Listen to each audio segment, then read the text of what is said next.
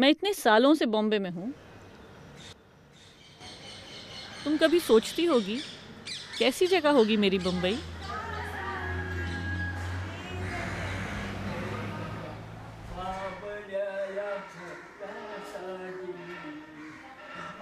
ये मेरी कॉलोनी है, पहचानी सी है।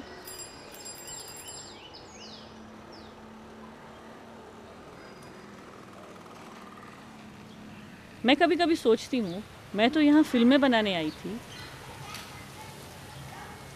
फिर अपनी फिल्म क्यों नहीं लिख पाती?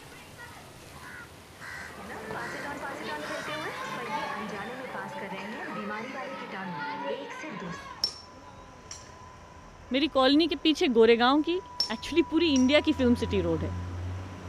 अगर मैं बड़ी फिल्में बना रही होती, हो सकता है रोज़ यहाँ पे आना जाना होता।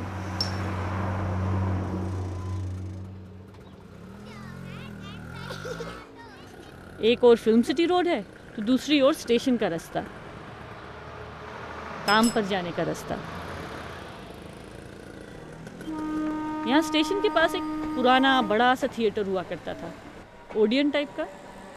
मेरा मन तो करता था यहाँ पर आकर फिल्म देखूं, पर अकेला जाना भी अजीब लगता था। इसलिए जब एक दिन शर्मिला ने मुझसे कहा, उन दिनों शर्मिला मेरे घर में काम करती थी और घरों में भी, जब शर्मिला ने मुझसे कहा कि उसने कभी बड़े पर्दे पर फिल्म नहीं देखी है, तो फिर उसको फिल्म दिखाने के बहाने मैं उसके साथ अनुपम गई। जेव्हा पहिल्यांदा मी गेले तेव्हा मला खूप भीती वाटली, कारण मी केव्हा गेलीच नव्हते थिएटरला. जेव्हा एंट्री केली आतमध्ये गेलो तेव्हा पिक्चर चालूच होतं, स्टार्टिंग झालेली. तर मग आम्ही आतमध्ये एवढा काळोख होता की मी घाबरलेली, पडते की काय असं. मला सीट वगैरे काही माहीतच नव्हतं. मग ताईने माझा हात पकडून तिथे बसवली आणि अशी बसल्यानंतर मग असं वाटतं मी किती जवळ आहे त्या लोकांच्या, असं मला एवढा मोठा वाटत होतं पडदा.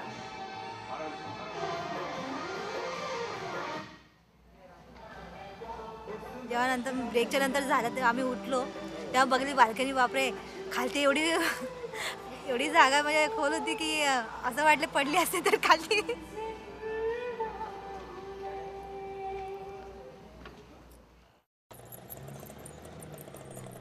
तुम्हें अपना मोहल्ला दिखाने के बहाने मैं खुद फिल्म सिटी रोड पे निकली हूँ।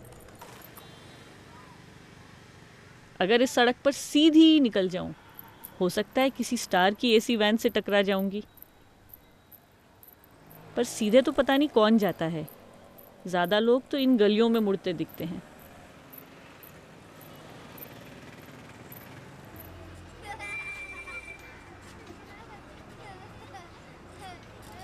अब सिनेमा ऐसा कि मैं बचपन में 10 साल की थी उस समय, मेरे बाप के साथ। बाप के साथ? हाँ। स्कूल जाते थे उससे? हाँ, स्कूल जाते थे तो उस क्या समय। याद है? अब क्या याद है, वही जो दिखाया, थोड़ी थोड़ी याद रहती है। जब दूसरे के हिसाब से लोग रहता तो इतना याद करके नहीं जाता, वो खुशी दूसरी होती है ना। माँ बाप के साथ चलते हैं, वो ज़्यादा याद वो करते हैं, अपने सबको तो उतना याद रहता नहीं। बस जाने का रहता है, इस जगह जाएंगे, ये चीज़ देखेंगे, ये देखने को मिलेगा अब, बस इतनी ही याद रहती है। उसके बाद वहाँ गए, जो देखे, थोड़ी थोड़ी याद हुई, वही लेके मगन है यार, मैं ये देखी, मैं देख के आई। काफ़ी सारी पिक्चरें देखी बचपन में? उतने हिसाब से तो नहीं देख पाए। मन था मने पिक्चर देखने? मन देखने का तो बहुत करता था कि मैं भी ऐसा एक्टिंग करूं, कुछ देख के आए तो दिल में उमंग होता ना। होता था? हाँ, बहुत होता था, बचपन में तो बहुत उमंग हुआ। मैं उस शहर में रहती हूँ जिसे हमने न जाने कितनी बार फिल्मों में देखा है, और मैंने खुद फिल्में बनाने सीखी हैं। ऐसा सपना जो मैं बचपन में सोच भी नहीं सकती थी कि जिन फिल्मों को देखने को हम तरसते थे, वो फिल्में मैं खुद बना सकूंगी। दीवाना मुझसा नहीं इस अंबर के नीचे, आगे है कातिल मेरा और मैं पीछे पीछे। दीवाना मुझसा नहीं इस अंबर के नीचे, आगे है कातिल मेरा और मैं पीछे पीछे।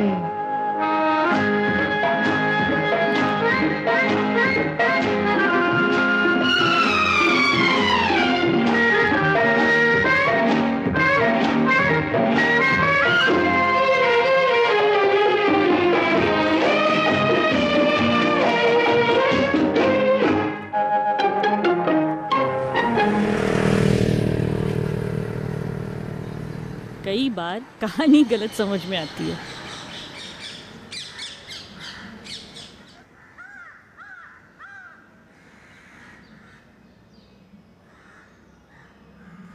फिल्मी सपने देखते हुए मेरा अच्छा टाइम पास होता है।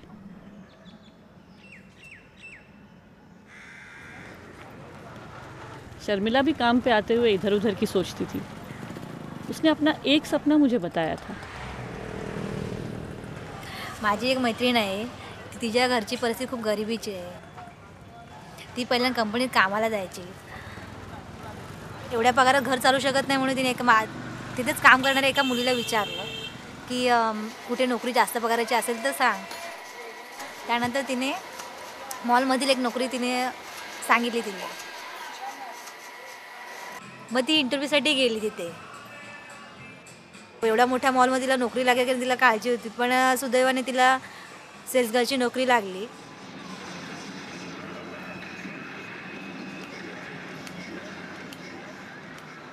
दुसऱ्या दिवशी ती कामाला गेली. तिकडे सर्व वस्तू पाहून तिला सर्व आश्चर्य वाटलं, एवढ्या सर्व वस्तू. आणि हिचं काम होतं असं की ती उभं राहायचं होतं. सकाळी 10 वाजल्यापासून संध्याकाळी 5 वाजल्यापासून ती उभीच राहायची. दुपारचा अर्धा तास मिळायचा तिला जेवण्यासाठी. आणि तिथे सर्व श्रीमंत लोक येत होते, पण ते तिला मनात एक भीती होती की हे लोक ह्या लोकांसारखं मला पण इंग्लिश येईल का नाही असं. पण ती शिकली हळूहळू. Thank you so enjoy the movie. Good afternoon. आणि तिला सोमवारची सुट्टी होती आणि मॉलमध्ये 6 महिन्यांनी पगार वाढतो. 115 to 220. आणि तिला तिथे खूप मित्रमैत्रिणी मिळाल्या. नंतर तिची घराची हळूहळू परिस्थिती थोडी सुधरत चालली. घरचे लोक पण जरा आनंदित होते. ती पण खुश आहे.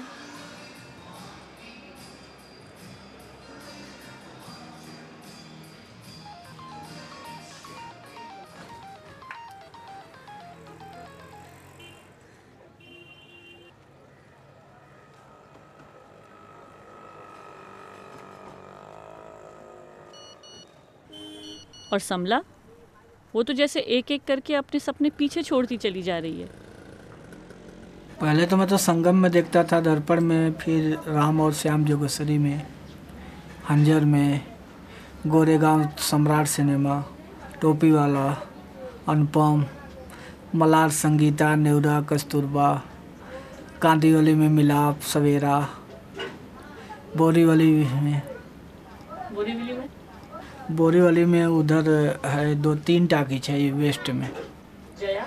जया है और एक और भी है, एक बाजी मार्केट के बाजू में 3 सिनेमा हॉल है, तीनों में देख। ग्रांड रोड में भी देखा, ग्रांड रोड वेस्ट में भी, स्टेशन के बाजू में। देखो सच्चाई आज कितनी बढ़िया से खुल रही है, कभी मुझे नहीं बताए। तो अच्छी बात है, देखा तो बुरा किया क्या? हाँ? बुरा किया? बहुत बुरा किया। क्यों? मेरे से पहले शौक अपना पूरा कर लेना अच्छी बात है। अब मैं छोड़ने वाली नहीं हूँ। अब आप पिक्चर देख के रहना। हाँ। कांजूर मार्ग में भी देखा, 2 टाकीज है, देखत रहा हुमा और हिना। भांडुप में एक सिनेमा हॉल है, उसमें भी देखा। डोबीवली में भी देखा, मुझे जलाने का कोशिश मत कल्याण करो। में भी देखा। हाँ, जलाने का कोशिश मत करो। भिवंडी में भी देखा। हाँ। खाली देखा, क्या देखा तब? पिक्चर देखा सिनेमा हॉल में। उसमें क्या करते थे वो लोग? और पिक्चर दिखाते थे पर्दे पे, और पर्दे। खाली पर्दे पिक्चर दिखाते थे। शौक भी कम हो जाती ना, जैसे जैसे उम्र जाती है वैसे वैसे इंसान का सब शौक कम हो जाता है, महंगाई हो जाती है।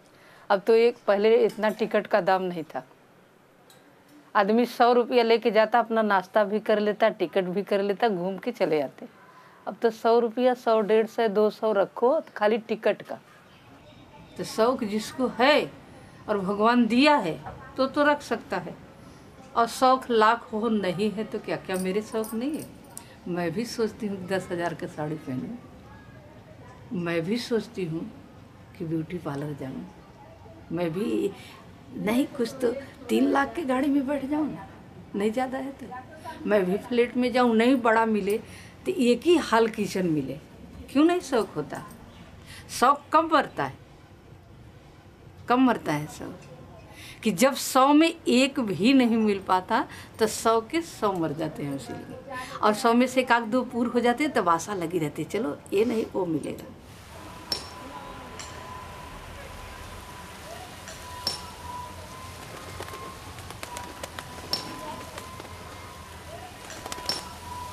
एक दिन शर्मिला ने मुझे फ़ोन किया, दीदी स्टेशन आओ, अनुपम के पास।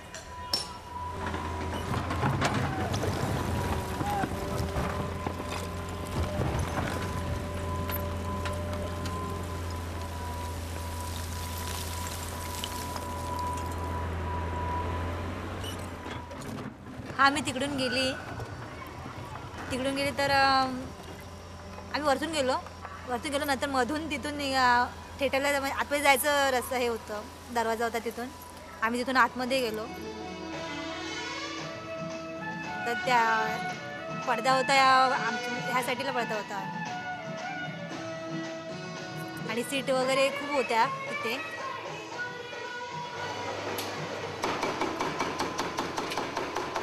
शर्मिला को शायद यूं लग रहा होगा जैसे कोई अच्छा खासा अभी तो मिला था, मिलने में मज़ा भी आया था, फिर वो यूं ही कैसा चला गया। मुझे भी तो सिनेमा के बारे में ऐसे ही लगता है, जैसे पास खड़ा मन लुभाता गुब्बारा क्या पहुंच के बाहर बहुत ऊपर उड़ गया है।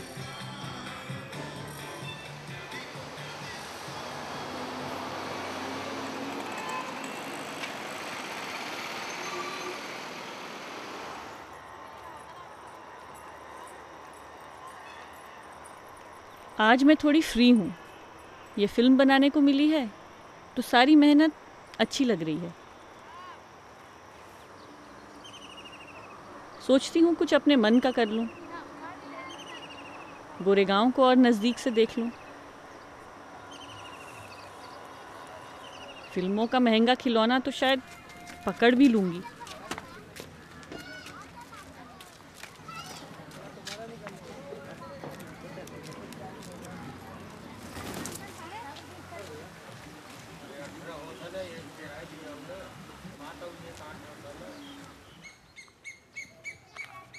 किसी कहानी को कहीं से पकड़ने की कोशिश तो करूं।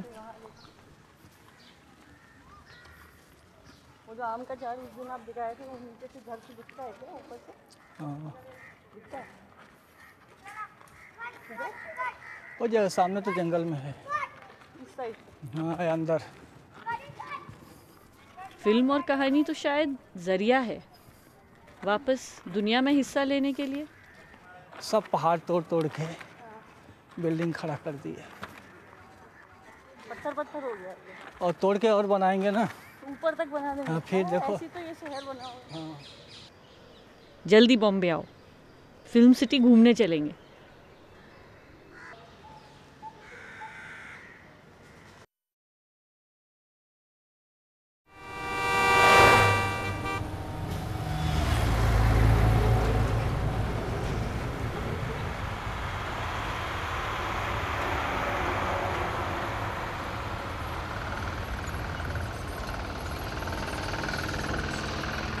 जैसे एक ऊपर वाला क्या करता है, एक सिक्का ऊपर से छोड़ता है, एक सिक्का ऊपर से छोड़ता है बराबर 3:30 बजे या 3:45 बजे। हाँ, तब तक तो गाड़ियाँ निकली है। हाँ, फ्लाइट उड़े हैं, कई लोग बस से आ रहे हैं, कई लोग लग्जरी से आ रहे हैं, कई लोग टेम्पो से आ रहे हैं। यानी मतलब सुबह 4 बजे से शहर में चहल पहल शुरू हो जाती। अरे आवाज़ आ गया, क्या गिरा, उसको पकड़ो। हाँ, और सब उसको ढूंढने में लग जाते। ढूंढते ढूंढते ढूंढते ढूंढते दोपहर हो जाती है। जिसने जो पाया पाया, नहीं पाया नहीं पाया। फिर 12 बजे के बाद एक आदमी धीरे से उठता है, बस वो आदमी अपनी कहानी शुरू करता है। और शाम को 1 बजे तक तो वर्ल्ड घूम के आके 5-10 करोड़ रुपया ला के बोलता है, अब मैं 7 जन्म तक भी है ना चैन की नींद से सोऊंगा, मेरे बच्चों को भी तकलीफ नहीं के लिए। ये जो सिक्का गिरता है, इस सिक्के को हम है ना ढूंढने में लगे हुए कि ये कहाँ गिरा। अभी तक वो सिक्का हमने पाया नहीं। चलो कल गिरेगा, कल ढूंढेंगे। बस इस कल को अंत नहीं, और वो सिक्का गिरते रहता है और हम वो आवाज़ सुनते रहते हैं।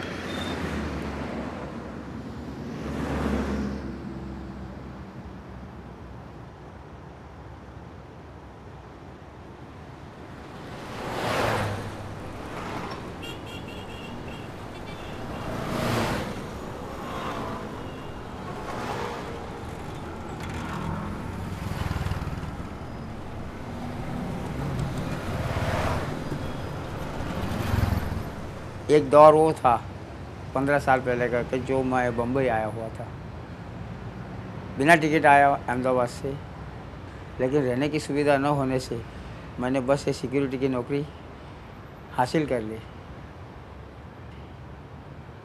सोचा चंद दिनों में पासा बदल जाएगा, लेकिन आज तक वो किस्मत ने साथ नहीं दी। हमारा एक ही सपना था कि हम फिल्मों के लिए कहानियाँ लिखेंगे, बस। कि फिल्मों में कहानियाँ, सिनॉप्सिस, स्टोरी, क्या बोलते हैं, स्क्रीन प्ले, डायलॉग्स, ये क्या चीज़ होती है, ये जानते जानते 15 साल गुजर गए। और अब इतना नॉलेजमेंट हो गया है कि हम खुद पिक्चर बना लेंगे, ऐसा नॉलेजमेंट हो गया है। क्योंकि सपना है ना वो, तो सपना तो हर आदमी देखते आता है। और मुंबई में वो जो रात को गाड़ी में बैठते तो सपना देखते देखते मुंबई में आता है, सुबह हो जाती है, वही उसके लिए सबसे बड़ा सपना है। सबसे बड़ा सपना तो वही है कि हम कहीं से भी बैठेंगे, रात को ही गाड़ी चलती है, सुबह उठ के देखते तो दादर स्टेशन आया, कोई बोलता बोरीवली आया, कोई बोलता वो कुर्ला आ गया, कोई बोलता बांद्रा टर्मिनस आ गया। एक्चुअली क्या है, CST भी आ जाता है, लेकिन क्या है वो मॉर्निंग में ही आते हैं सब। और हम लोग ऐसे गाड़ी में बैठते हैं कि यहाँ मॉर्निंग में ही होना चाहिए, मॉर्निंग ही होना चाहिए। क्योंकि मुंबई में जाके हम रात को कहाँ रहेंगे, कहाँ सोएंगे, कौन से गेस्ट हाउस में जाएंगे, कौन सी लॉज ढूंढेंगे, ये भी एक सबसे बड़ा सवाल खड़ा होता है। यहाँ के लोग जो है वो रात को आ जाते, लेकिन बाहर गांव के जो भी लोग हैं वो सुबह ही आते हैं। ये खास बॉम्बे का वैशिष्ट्य। यानी मुंबई में स्वप्न नगरी है, वो सही में स्वप्न नगरी है। हम 24 घंटा वही सपना देखते हैं। ये गाड़ी आ गई, चल अभी जाएंगे, अभी चल उधर पहुंच गया, उधर हो गया, अभी पिक्चर रिलीज हो गया, करोड़ों रुपए आ गए। That is thing for the satisfied for life, अपने लिए, बाकी कुछ नहीं। बाद में देखा तो कुछ भी नहीं, चाय के लिए 2 रुपये नहीं है तो कोई बात नहीं है।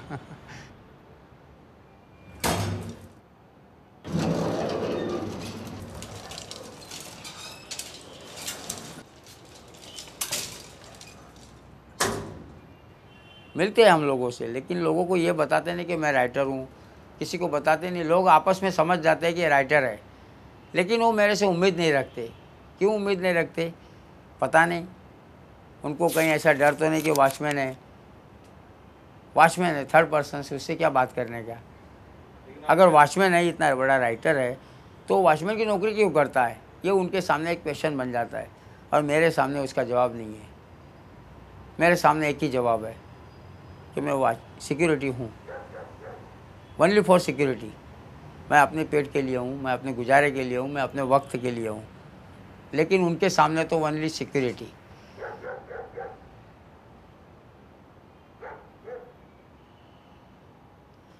जंतर मंतर छू मंतर दे दे कोई दान दे, सुबह से हो गई शाम, जिंदगी इसी का नाम है। सफ़र हम सफ़र जिंदगी की राह में, मिलते रहेंगे चलते रहेंगे, आखिर मुकाम तो इसी का नाम जिंदगी है। Shadow, life is shadow, Bombay also shadow. Mumbai city call as a shadow तो भी चलेगा, क्योंकि उस छाया को देखते लोग भागते आते कि वहाँ सूरज डूबता है समंदर में। ऐसा आप अब किस शैडो की तलाश में? हाँ, मैं कोई शेडो की तलाश में नहीं, मैं अपना एक मकसद शेडो बना के लाया हूँ। मैं अपने मकसद को शेडो बना के लाया हूँ, और उस शेडो की निशानियाँ पे अपनी लाइफ को शेडो बना दिया है।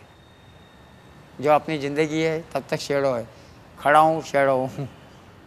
जब तक जान में जान है तो अपने लिए वो शेड़ो ही है।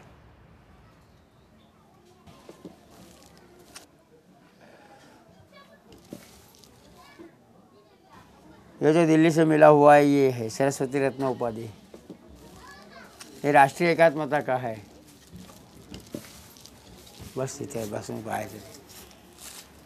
फिर ये महाराष्ट्र दीप पुरस्कार था। फिर ये एक तरुण भारत का जो गौरव हुआ उस समय में हमें दिया गया था। और ये जो है राष्ट्राध्यक्ष अपने जो है उन्होंने भेजा हुआ है ग्रीटिंग है।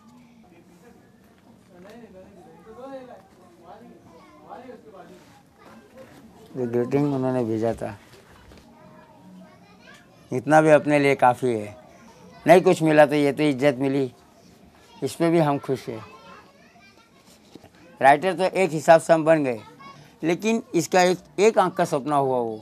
हमारी एक दूसरी भी आंख अभी है खुली कि जो हमें चलचित्र से बहुत लगाव है और उसी के चलते हम यहाँ मुंबई आए कि चलो वहाँ जाएंगे, कुछ फिल्मों के लिए कहानियाँ लिखेंगे, स्क्रिप्ट लिखेंगे। और सब मेरे लिए यहाँ आके बकवास हो गया है। अगर मेरे पे विश्वास रखा होता तो आज मैं भी कहीं से कहीं तरक्की कर चुका होता। ये सब नहीं लिखता, फिर ये सब अवार्ड नहीं मिलते मुझे। जी अवार्ड मिलते, फिल्म फेयर अवार्ड मिलते, दादा साहब फाल्के अवार्ड मिलते, पता नहीं कौन कौन से अवार्ड है फिल्म इंडस्ट्री में। लेकिन ये अवार्ड देख के तो मैं बहुत खुश हूँ। वो अवार्ड जब मिलेंगे तब मिलेंगे, नहीं मिले तो कोई अभी नहीं। लेकिन ये अवार्ड तो मिल चुके।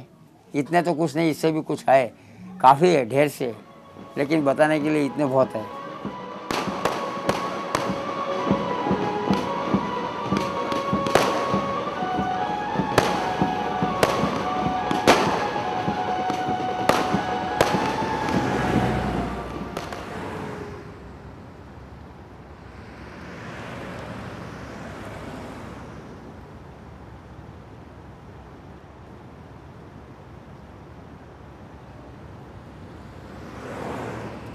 एक थोड़ा सा दिमागी खेल है बम्बई शहर, एक दिमागी खेल की जादू नगरी है। कल तक तो स्वप्न नगरी था, लेकिन यहाँ आने के बाद जब सपने टूटने लग जाते तो जादू की नगरी बन जाती है। तो वो जादू को समेटते समेटते विचित्र नगरी हो जाती है कि क्या है यार, लोग क्या विचित्र है। जिसके मुँह से देखो वो बोलता है बाबूजी ये मुंबई है। तो हमको इस बात की हंसी आती है कि स्वप्न में से आदमी जादू में घुस जाता है, जादू से विचित्र बन जाता है, विचित्र से फिर वो अपना अपना चित्र निकालने लग जाता है कि मैं किस जगह पे खड़ा हूँ, क्या कर रहा हूँ, मैं कहाँ से आया हूँ, क्यों आया हूँ।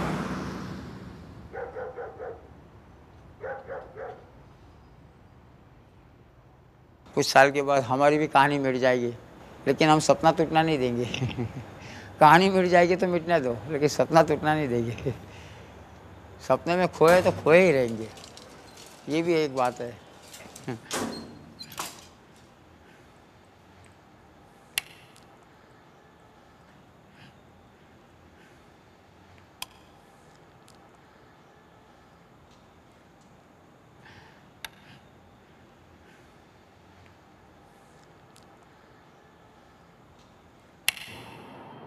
वक्त का आखिरी फरमान अभी बाकी है, मेरे अंजाम का ऐलान अभी बाकी है।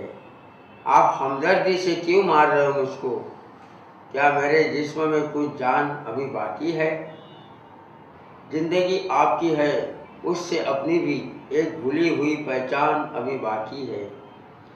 मैं भी शायर था कभी याद दिलाने के लिए, मैं भी शायर था कभी याद दिलाने के लिए, एक टूटा सा कलमदान अभी बाकी है। धनंजय कुलकर्णी चंद्रगुप्त।